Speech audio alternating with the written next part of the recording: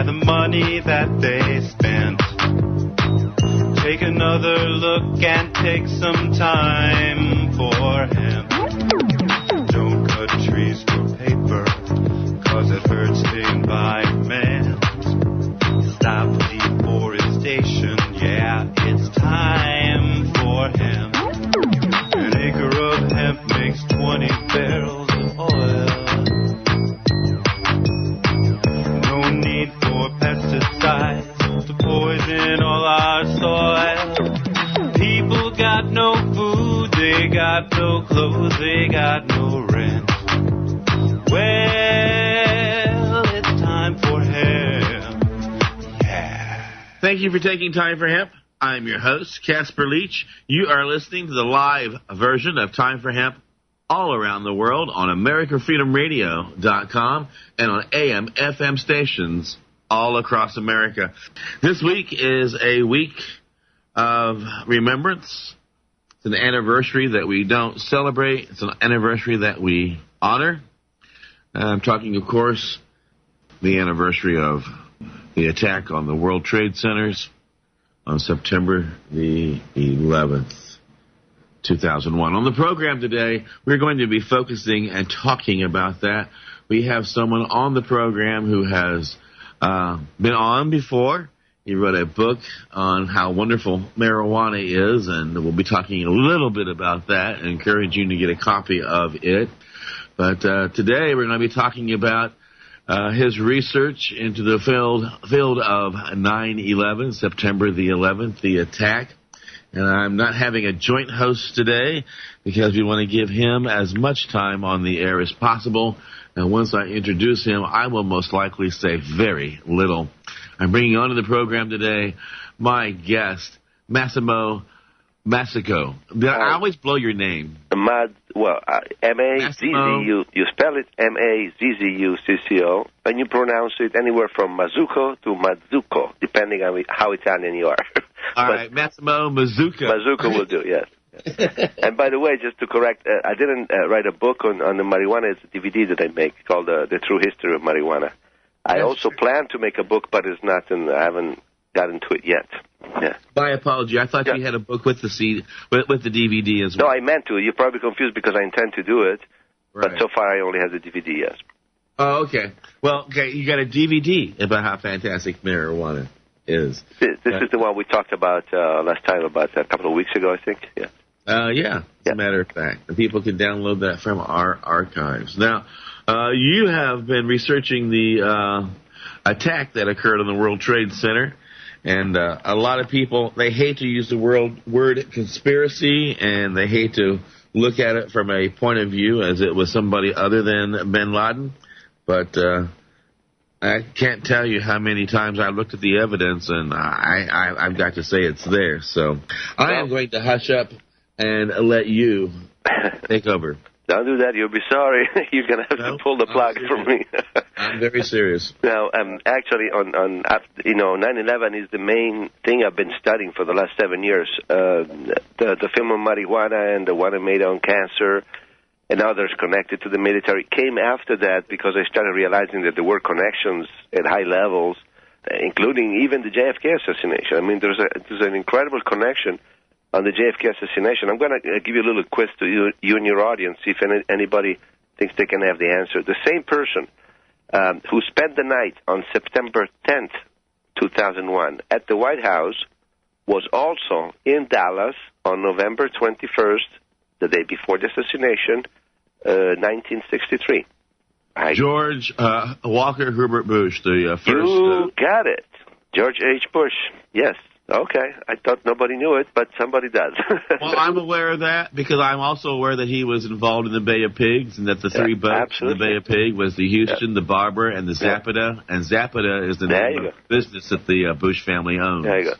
Just to give you an example, all the connections there are all behind this big conspiracies, and this is why I started covering all the others. But again, I started off on 9/11, and that remains my main focus. In fact, for the last month and probably for the next month to come, I've been working, and I will be working on a new documentary on 9/11, which will be the third one. The first one I made was basically the Italian equivalent of loose change. Many of you here know loose change. Loose change basically listed all the inconsistencies and the possible lies of the official version, meaning in particular the reasons for the collapses of the Twin Towers, the fact that there appeared to be no large plane in the Pentagon, and that no plane was ever found in Pennsylvania either, and that the hijackers couldn't, possibly have pulled that complete complex scam to get around the entire U.S. defense system. So those was also, I did the Italian version of that for the Italian public. It was actually broadcast in 2006 on national television. And out of all televisions, it was on a Berlusconi channel, so it was a right wing, actually. But it served as a platform. It started a whole big debate in my country, which went all over the media for the next 1 year at least. After that, I produced a second documentary. It was called The New American Century. This one was instead taking a look into who possibly did 9/11, presuming it was an inside job. So it studied the history of the neocons, those who are suspected to have been behind from those who don't believe the official version, and in particular Dick Cheney and Donald Rumsfeld, who were neocons and were in charge and controlling the nation on September 11th, because Bush was basically out of the loop until 7 in the evening. Now I'm doing a documentary again, in which I summarize again all the main points of the official version, but I also include all the answers that have come in the last years from the so-called debunkers, so those who claim that our claims are not founded, and they think they have answers to all our questions, namely Popular Mechanics is the most infamously known here in this country for having done that, and there are also debunkers in France and in England and in Italy, and I'm covering them all. I'm covering every single answers that they have given to our questions, and I try to rebut their answers, their explanations, so to show that we still need the answers and we still need a new investigation on 9/11 because the answers are not there yet. Yeah. See, a lot of people don't seem to realize the importance of the Bush family and the art that they've done in politics. I mean, it's been interesting to watch George W. go from being in charge of the Bay of Pigs, and then when... You mean George H.? Yeah, George H. was going to... George was in charge of the Bay of Pigs, and Kennedy wanted to close the CIA. Yeah. And George was kind of freaked out by that. So the story goes that by 1962, George H. is said to already have been a CIA operative, although he never admitted to it. But it's known to have been. People seem to overlook the fact that it was I think it's kind of odd that he went on to be the director of the CIA, later the ambassador to China. Then he spent 8 years as the vice president, with a president in the White House who basically was a puppet who just slept. And then after his 8 years as a vice president, he spent 4 years as a president. And then his good friend, Bill Clinton, who was governor of Arkansas during the time that the Contra affair was occurring, the Ira-Contra affair. They were flying cocaine in and out of Arkansas while Clinton was governor. And, of course, Clinton turned the other way when that happened and didn't look. He kept his mouth shut because he knew that it was going to bring to him the White House. Yeah. And when George's best friend, or good friend, Clinton took over the White House, not much changed policy-wise. Many of the staff members from the Republican era remained. And then after his friend Bill Clinton ran the White House for 8 years, George's son ran it for 8 years. So we had George basically running the White House during the 8 years that Reagan was in office, the 4 that he was in office, the 8 the Clintons were in office, and the 8 that his son was in office. That's a long time for George H. to have a lot of power. I would say that except for the 4 years of Jimmy Carter, the Republicans have controlled, in a way or another, the so-called secret government since the time of Jerry Ford, basically. Yeah. Absolutely. Now, I'll let you go on, but I had to point that out to our audience real fast. Yeah, particularly about 9/11, the situation is, I don't know how much your audience is advanced, so to speak, into the 9/11 matters. I'm sure many are, many are not. So maybe I can give you a general idea of what the problems are that have been raised from the truth movement in the last 7-8 years, and where does the debate stand at this point? Is that a good way to go? Well, it is. We got 7 minutes to commercial break. So okay, let's start with the first part. The first part is possibly one of the most visible problems with the official version, is the incapacity of the air defense to intervene and stop and at least intercept not even one of the 4 hijacked airplanes. It's known that procedures always have been in place, that as soon as an airplane goes off course and turns off the transponder, meaning that in the best possibility it has major problems, within 5-10 minutes jets are up and they're tailing him, and they need to see what's going on. Of course, the excuse for this not having happened is that on September 11th there were at least 4, if not more, simultaneous military air drills. Most of our airplanes, defense airplanes, have been taken up to the north of Alaska and north of Canada because they were to do an exercise on pretended Russian bombers invading. So basically, the entire country had only 14 jets left on that morning, out of which only 4 were in the northeastern quadrant, which is the one that was interested by the attacks. Now, of course, this made it very difficult to intervene. The question is, who scheduled all those simultaneous war games for that exact morning? And even if we want to think that could have been a unlucky coincidence, the terrorists acted. The plan that they had would only have worked had there been no response from our defense. So, in other words, even if we were without airplanes to defend, they could not have known that. But what they did instead is they traveled across the American skies for almost 2 hours in compounded time, as if they knew that they were not going to get intercepted. So there's also a logical problem there. It's not only a coincidence problem, but when you see, for example, the airplane that is alleged to have hit the Pentagon, it departed Dulles, which is 4 miles from the Pentagon, I think, or 5. Okay, it flew west for at least half an hour before allegedly being taken over and come back. That meant that the hijackers knew they would have at least half an hour of hijacked airplane in which jets would be on the tail. So the logic is missing from their point of view to begin with. Also, the so-called incompetence theory, which is what defends our aviation. There was a lot of confusion that morning. There was the drills. I think it's called incompetence theory.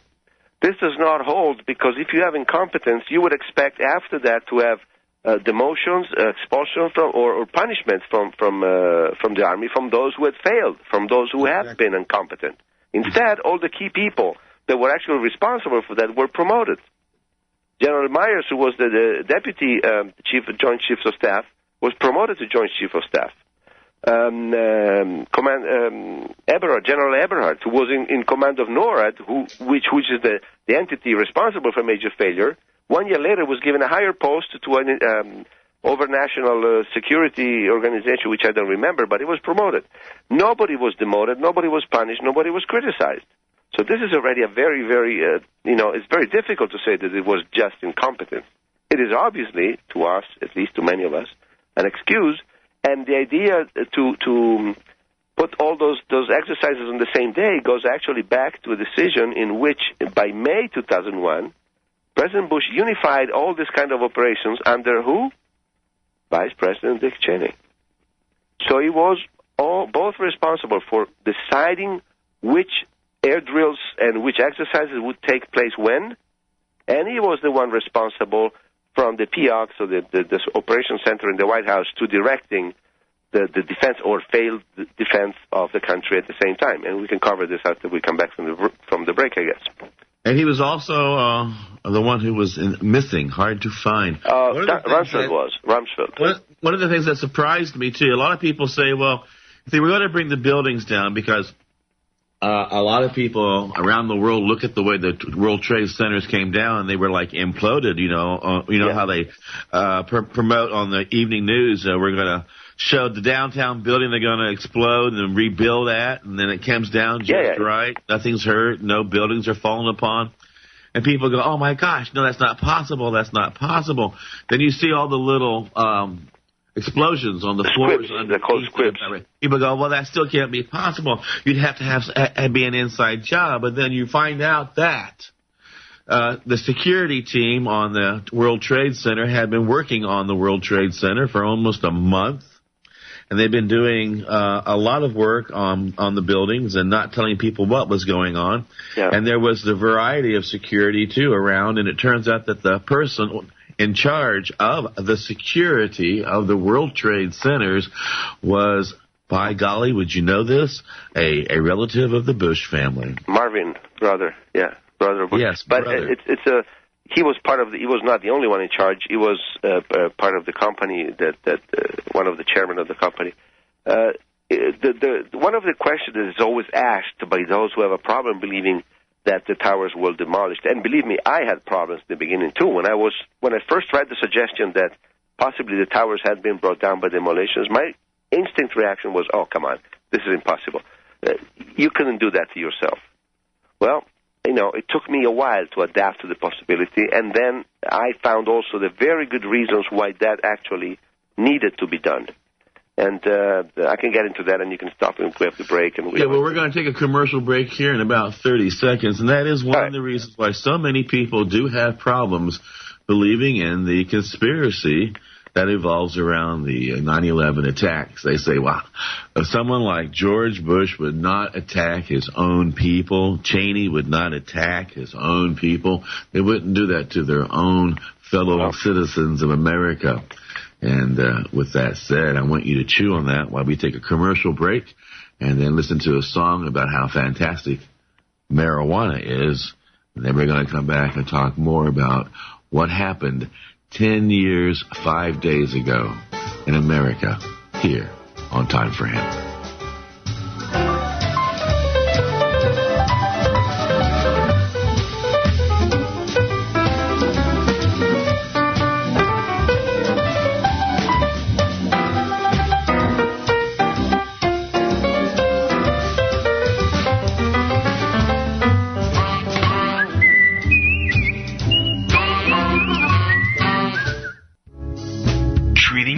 Journal is written by patients for patients and has grown into a worldwide source of remarkable information. This journal provides patients and their caregivers information on different methods of growing medical marijuana for themselves and introducing healthier methods of taking their medicine. TreatingYourself.com is the largest, most comprehensive medical marijuana website on the net and is focused on the responsible use of marijuana as it applies to medicine. Treating Yourself Journal can be found in many bookstores worldwide like Borders and Barnes & Noble. Look for it at your favorite store.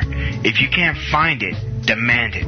Then go to treatingyourself.com and buy 2 subscriptions, one for you and one as a gift for a friend. Treating Yourself Journal, the most valuable resource for the global medical marijuana movement. Warning. Warning. American. Warning. American Freedom Radio is habit forming. American Freedom Radio is habit forming. Use the truth carefully.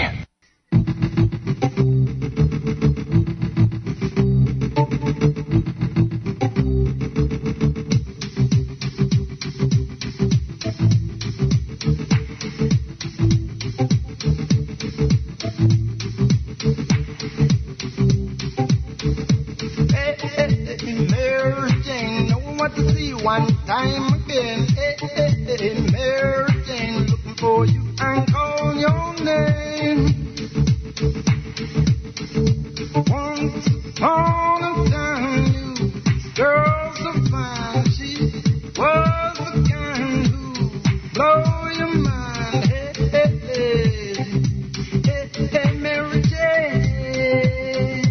Never run, I'm like a fly in a ooh-wee. Trying to get up, but getting more up instead. And she is about me and the venom is inside. Everything'll be alright. Everything'll be alright. Hey, Mary Jane, she's the one you just can't tame. Hey, Mary Jane, being without you just ain't the same. She had red hair and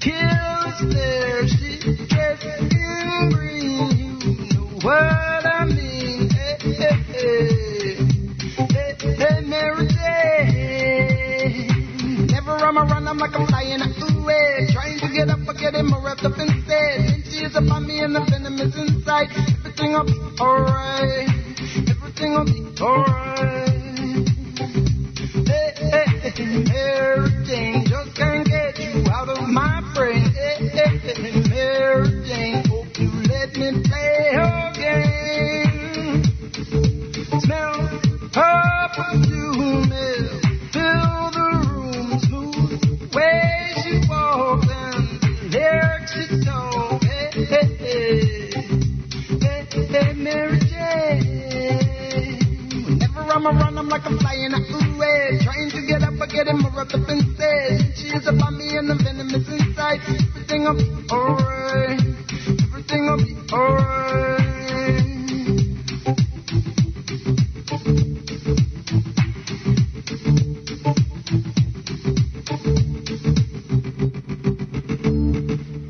Thank you for taking time for Hemp. I'm your host, Casper Leach. You are listening to the live broadcast of Time for Hemp all around the world on AmericanFreedomRadio.com. I want to give a big shout out to all of my friends up in Canada and send my love to KDK Distributors, Headshot Canada, and let them know that we appreciate their grant and the care and the hard work that they do with the marijuana movement, and send them our love. Big shout out to Marco Renda. Thank him for being a sponsor on the program, and Serious Seeds. I'm serious. We appreciate Serious Seeds.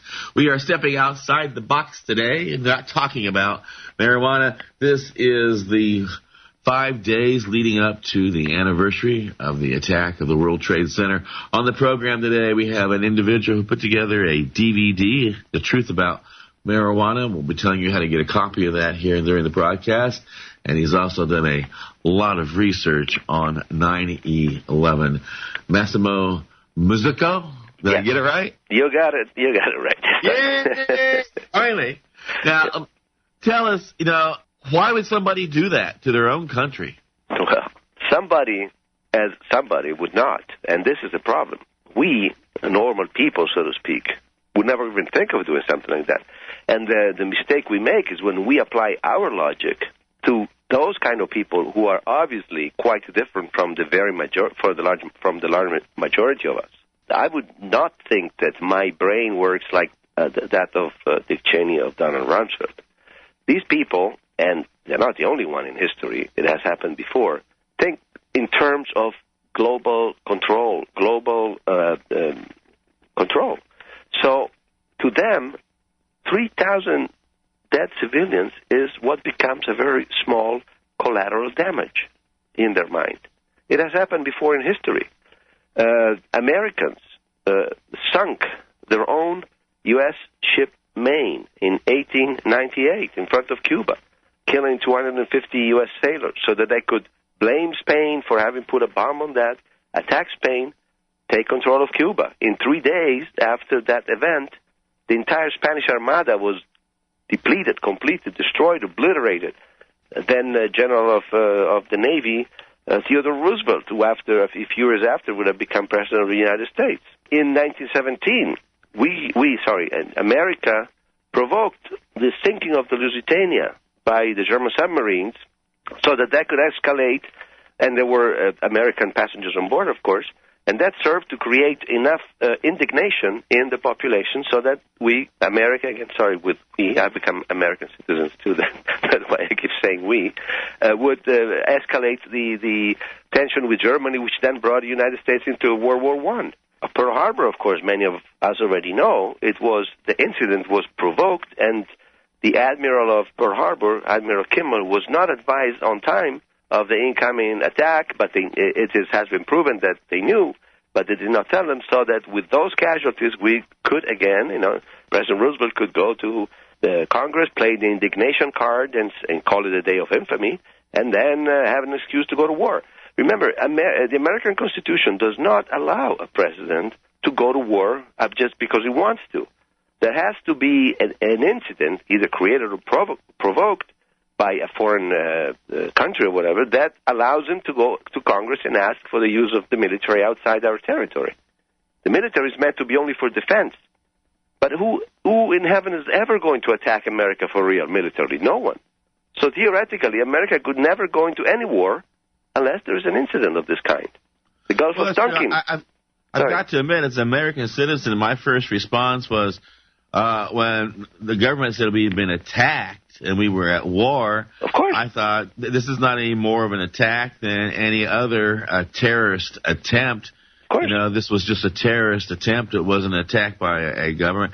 And then I thought that it was overkill when shortly afterwards we were attacking back. And I thought at first, who are we attacking? This entity known as the Taliban? They don't have country. They don't have borders. They don't have a president. They don't have a governing Congress. How are we attacking them? You know, Just think of this. 4 days after the 9/11 events, we knew that we were told that the 19 hijackers were identified as 14 or 15 Saudis and 4 or 5 Egyptians. So what's the solution? Attack Afghanistan. I mean, because Osama bin Laden was said to be there, of course. So they didn't actually attack the Taliban. They said the Taliban are hiding bin Laden, who is Al-Qaeda, and unless you give him up, we will come. And the Taliban simply said, sure, show us any proof that he's responsible, and we will give it up. They did not. I remember the White House saying, oh, no, there's not enough time for that. We need to go. In fact, there's one fact that everybody should know in this country. And this is reported both by CNN and by Time Magazine. On September 10th, 2001, a full military plan to attack Afghanistan was presented and put on President Bush's table to be approved by the president upon his return from Florida the next day. So how convenient is it that on September 10th you have this plan to attack Afghanistan, and on this next morning the Twin Towers crumble and bin Laden, who is said to be in Afghanistan, is accused of that?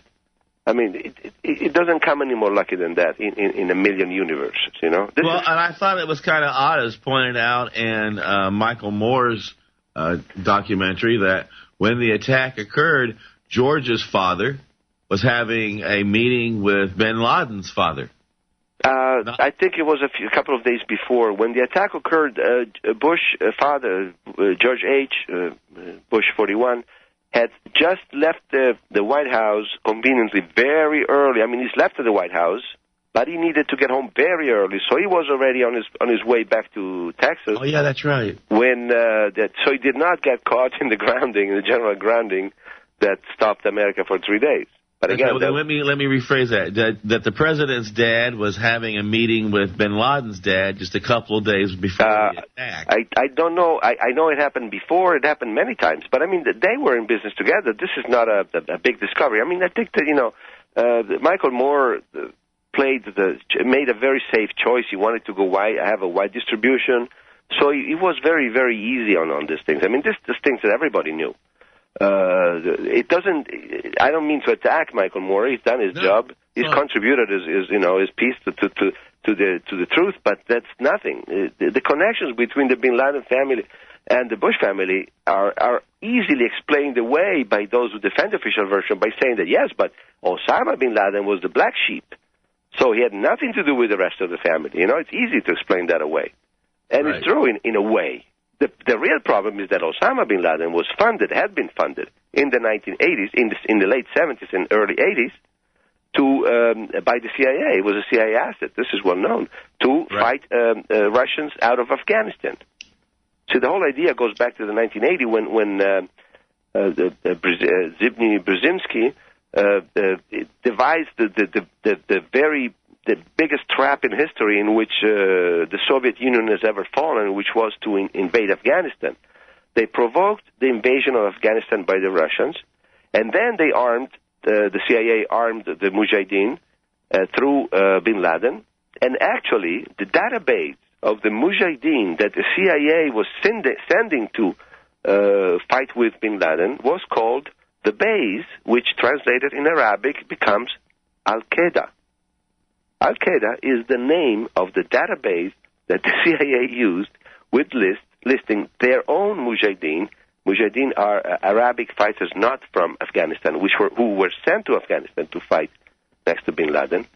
So Al-Qaeda is their own creation, and this is also has been admitted many times by different CIA people.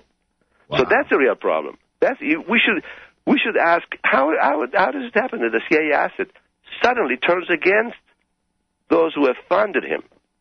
Basically, Osama bin Laden was about to die. He actually died in December of 2001, the real bin Laden. And they basically dumped him. They threw him under the bus, as you say here, I think, because it was no longer necessary. So they turned him into the scarecrow that they needed to blame somebody to then have an excuse. But many different news outlets, including British BBC, American Fox, CBS, reported that bin Laden, the real bin Laden, died in the mountains of Tora Bora over natural death in December, I think, 24th or 22nd, 2001. On January 2002, Pakistan's President Musharraf stated on a CNN interview, I think Osama bin Laden is dead. On February of the same month, the new president of Afghanistan, Hamid Karzai, stated Osama bin Laden is dead. In June 2002, Oliver North stated, I have good connections in the military and top levels of the government who tell me that Osama bin Laden is dead. So what we have seen, actually not seen anymore in all these years until we saw this puppet who looked like bin Laden, except he was 10 or 20 years younger, it's been a creation, it's a puppet, it's a scarecrow that has been used all the time. Now that we have come to the end of the rope, now that we need to leave Afghanistan anyway, now that there's no way for us to be there and obtain what we tried to obtain, or at least partially obtain that, then, he needs to be, quote-unquote, killed. And he gets killed in such a ridiculous way where the body's not shown, where the testimonies are contradicting with each other, when they dump him at sea according to an Islamic rite which exists only in the fantasy of those who have brought this up. Okay. And then, so basically the lie can only be resolved by another lie. Because how are you going to explain that in 10 years you never got bin Laden? The only way is to, quote-unquote, kill him, get rid of the body so nobody can see it, and put an end to the story because it's no longer necessary. That's very obvious to me. Anyway, if you want, we can go back to the Twin Towers because there's something important I'd like to... Yes, but that was one of the things a lot of Americans, a lot of people around the world went, well, where's the body? Bin Laden, of course. I mean, remember, when Che Guevara checked the equivalent of bin Laden in the 60s, late 60s, they were looking for him all over South America. When the Bolivian military found him and killed him, the first thing they did, they called all the international newspapers, and they showed the body. And then they made it disappear because they didn't want to create a martyr, of course. Anyway, back to the Twin Towers, I think is very important because one question everybody asks, and I asked myself at some point, is how in heaven could they have placed those bombs in there without nobody noticing in the assumption that there was a controlled demolition? Well, there was many things. First of all, 2 months prior to the 9/11, the entire system, the entire elevator system was renovated. And for those who are familiar with the structure of the Twin Towers, the elevators ran the entire central core of the columns. So by renovating the elevator system, they actually had access to each and every floor of the inner structure of the towers. Secondly, on the weekend prior to 9/11, which was the 8th and the 9th, a complete shutdown of the electrical power was observed in one of the two towers, which turned off all the security systems completely. And for 36 hours, we are said by one person who did not, I actually was lucky because since he worked on the weekend, he did not go to work on the following Tuesday. He said that during the weekend, they had these people with strange people going in and out, workers going in and out and doing all kinds of renovations to the electrical system under everybody's eyes.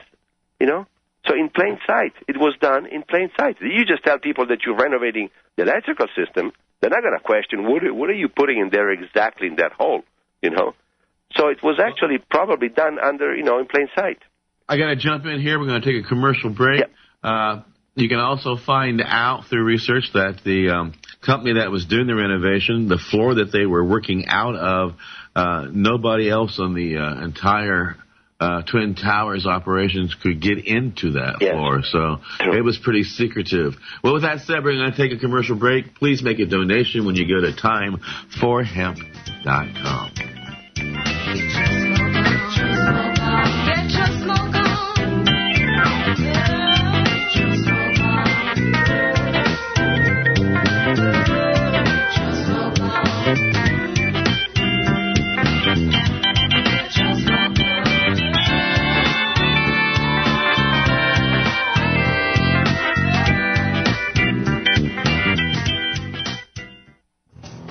THCF Medical Clinics are the premier medical marijuana physicians clinic in the USA. THCF has offices across the United States from Hawaii to Michigan, and in California, Oregon, Washington State, Montana, Nevada, and Colorado. THCF Medical Clinics has helped approximately 150,000 medical marijuana patients to obtain their permits to legally possess, use, and grow medical marijuana. If you have chronic pain, MS, or other neurodegenerative diseases, gastrointestinal disorders such as GERD, IBS, AIDS, cancer, spastic conditions, seizure disorders, or glaucoma, call us at 1-800-723-0188 or go to hemp.org. That's HEMP.org. Hi, I'm a California hemp worker. A lot has happened to the hemp industry within the last year. The hemp industry went from being criminal to legitimate. It also means a lot of new American jobs. I work very hard, and I want to be compensated fairly. That is where the United Food and Commercial Workers Union Local 5 comes in. Not only has the United Food and Commercial Workers Union Local 5 fought for the rights of Americans to have access to medical marijuana, but they also fight for my rights to have fair wages, medical and dental benefits, and a good retirement. If you're a hemp worker like I am, consider joining the United Food and Commercial Workers Union Local 5 and do your part to keep jobs in the United States. For more information or to join, go to ufcw5.org or call 877-655-3483. The United Food and Commercial Workers Union Local 5. One vision, one voice, one union. Serious Seeds is your source for quality cannabis and sativa seeds. Serious Seeds are the creators of legendary strains like AK-47, Bubblegum, Chronic, Cali Mist, and White Russian. The AK-47 is probably the most avoided strain on the planet. The high THC content of AK-47 makes it the perfect medical strain for patients seeking quick pain relief. Cali Mist is an almost pure sativa. Female medical cannabis patients have reported that this strain helps relieve menstrual cramps. Serious Seeds just acquired another Dutch high-quality seed bank, Magus Genetics. From now on, Serious Seeds can offer you even more award-winning strains. The fine folks at Serious Seeds strive to breed the best cannabis genetics that they can find, so patients can rely on the effectiveness of their medicine. Go to SeriousSeeds.com to grow your medicine. That site again is SeriousSeeds.com. Yo, what's up? Check this out. The voice of the revolution. American Freedom Radio. American Freedom Radio. Well, let's had a bowl, good green reaper, a big fat don't be much but sweeter. Hide, don't hide it. Hide, don't hide it. Just hide it, don't hide it. Hide, don't hide it. Well, I don't hide it. Fire up right now. On the program today, we are paying salute to the survivors of 9/11. Massimo, I do have a question. I'm trying to get right to it. We got so much to cover. Now, before we get back to what you were talking about, so that people can get this question resolved, when you start talking about, not you, but when people start talking about conspiracies, one of the things that comes off the top of everybody's head is, well, in today's world, with hard copy and all the Globe and the Star and the National Enquirer and every journalist in the world and all the high-tech spying that we use on Big Brother back, if something like that was to happen, surely one of the several hundred people involved with this conspiracy would come forward. One of the workers who did the demolition in the World Trade Center, somebody who was involved with the acts that was going on and the games, the war games on 9/11, somebody who was involved with orchestrating getting, there's a lot of people we're talking about here. Yes. How do you keep all those people, Well, quiet? And how do you keep the press from finding, somebody to make them talk? First of all, yes, this is one very common objection, and it's very natural, because if we normal people think of a conspiracy, we think of 100, 200 people sitting in the same room together, and that night says, okay, so everybody ready, tomorrow morning at 7:30, we gotta kick some ass, let's do it. That's not how it works, especially in America. All these agencies are very, very compartmentalized. You may be preparing something, and the guy next door to you, doesn't even know, and he's also preparing something that you don't know about, and you're working on the same project. But that's not really the answer. The answer is, first of all, I need to understand why would anybody in the world who has taken part of this heinous crimes be willing to volunteer for the electric chair. This is one thing that I don't understand. Why should anybody who has taken an active part in this, be willing to come forth and say, oh, yeah, I'm sorry, I did it, my fault, please electrocute me. It doesn't make sense. There may be people who have heard about something going on, have become suspicious, but did not take active part on this, who do come forth. And there were a lot of them. I don't have the time to get into those, but the FBI agent from Minneapolis who denounced that she was stopped from her superiors from investigating Zacarias Massawi, which it turned out to be the so-called 20th hijacker. She had found him already in August of 2001, and she was stopped by her superiors. Look into a case called Able Danger, when information was allegedly relied about the knowledge of where Mohammed Atta was 1 year before to the Pentagon, but the Pentagon Secret Service was stopped from giving this information to the FBI. But this is a completely different set of information, of actions from those of somebody who would just come forth. I don't really see Dick Cheney or anybody else coming and says, yeah, I did it. Just, please, can I choose between electrocution and shooting because I prefer to be shot? That I don't see. The other thing, and I really don't want to miss the opportunity to say this before we conclude the show, if you allow me. Yes. One other very common question is, okay, let's say they had to do something to our own country so that we can raise up the indignation and then go to war. But why choose the Twin Towers? Why choose two of the best jewels America's ever had and not just something else? Well, the Twin Towers exactly jewels were not. First of all, in 30 years they have become extremely obsolete and extremely expensive both to heat in winter because they were all open spaces. They were extremely expensive both to heat in winter and to keep cool in summer. But the main problem with the Twin Towers was that when they were built, which was from 1967 to 71, the regulations against asbestos had not yet been put in place. The Twin Towers contained anywhere between 400 and 5,000 tons of asbestos.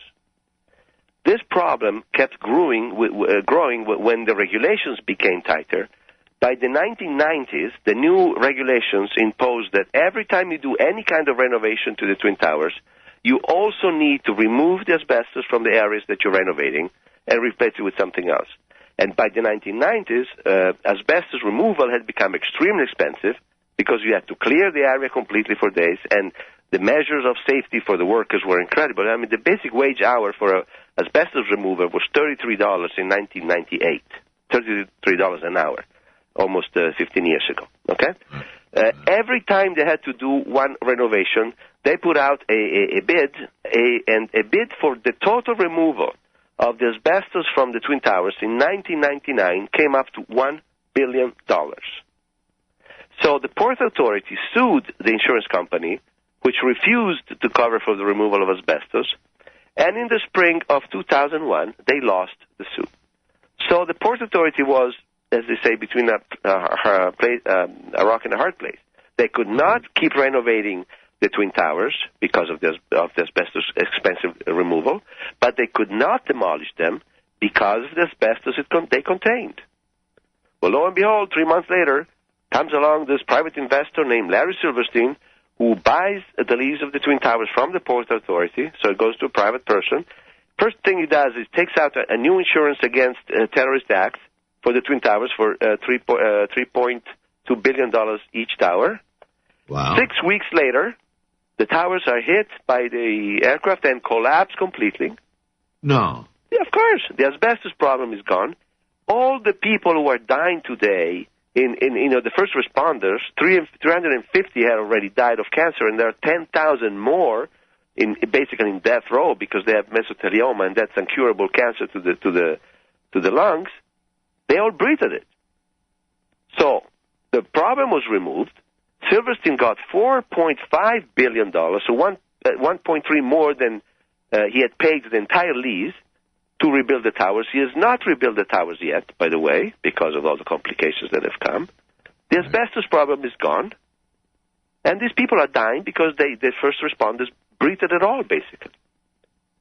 So now you can see that this was not such a jewel, and how convenient that they fell and that the way they did, because they were not allowed to demolish them because of the asbestos they contained. So now you see the whole picture changes. That is one of the other things that makes the whole world stop and look. Wait a minute. You mean you had a plane hit each building and neither of the buildings tipped in either direction? No debris was scattered on another building in the city? You mean when they fell? Weird coincidence, both buildings? No, of course there were demolitions. Time of burning fell upon them own selves? No, of course there were demolitions. There is not, the NIST report, who was supposed to explain, to do the technical analysis, did not explain the entire collapse. And they put it in writing. They say we only analyzed what initiated the collapse, which is the beginning break in the top. But after that, they did not explain it. So there is no way to explain a vertical collapse within itself. You can't, because no building has ever collapsed through itself in the entire history of humanity. If imagine some rodents practicing a hole in the very top of a tall tree, and the hole becomes so big that the top part falls and hits the bottom part. After that, the top part of the tree falls to the side. It doesn't keep breaking through the whole tree from top to bottom. If you are hit you're walking on the street and something hits you on the head, a vase of flowers, you maybe break a vertebra or two, but then the vase of flowers falls to the side. It doesn't keep breaking through you every single vertebra until you're totally pulverized. It's laws of physics that cannot explain that kind of collapse unless there is a demolition. And not just one building. There's three. But two. Three. Well, actually, yeah, three. Three. That's right, the little one, too. And the third one, which is was only 47-story skyscrapers, collapsed at 5:20 in the afternoon, Building 7, that was not even hit by a plane. No, now, look, we're down to like the last 30 seconds. So we want people to know that we're really going to finish covering the topic on Thursday. You want to give them a preview? Well, if you've received questions, and I'd be very happy to answer, because I think it's very important that whoever has a question, to see if there is any possible answer to that. So, the more questions you can collect for Thursday, I'll be ready to answer any of those. And even those who complain against people like me who say that we're anti-patriotic because we'll fight this, write in, and I'll have an answer for you, too, if I can. All right. Well, tomorrow's our Salute to LEAP, Law Enforcement Against Prohibition, and then when we come back on Thursday, we're going to be continuing the salute to 9/11 here on Time for Hemp. Hurt the environment. Stop